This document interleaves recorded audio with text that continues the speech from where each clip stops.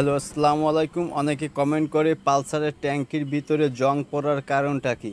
আজকে তাদের উদ্দেশ্য করে হচ্ছে এই ভিডিওটা করা। এই যে ট্যাঙ্কির পাশে হচ্ছে একটা ছিদ্র আছে, এই ছিদ্রটা যখন লক হয়ে যায় তখন হচ্ছে ট্যাঙ্কির ভিতরে ওভার হয়ে পানি চলে যায়। পানি যাওয়ার কারণে হচ্ছে ট্যাঙ্কিতে জং পড়ে।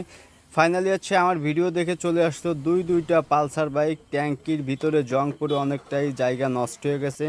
প্রথমত হচ্ছে আমি ভিতরে WD-40 দিয়ে তারপর ভিতরে দুইটা টাইমিং চেন দিয়ে অনেকটা ঝাঁকাঝাঁকি করার পর জংটা অনেকটাই কেটে যায়। এই যে দেখতেই পারতেছেন অনেক জং বেরোচ্ছে। তারপরে হচ্ছে আমি ভিতরে হচ্ছে পানি দিয়ে হচ্ছে ভালোভাবে ওয়াশ করে নেব। ওয়াশ করার পর হচ্ছে খুব দক্ষভাবে হচ্ছে পানিটা ভিতর থেকে বের করে আবার তেল দিয়ে হচ্ছে ওয়াশ করে তারপর হচ্ছে তেল দিব।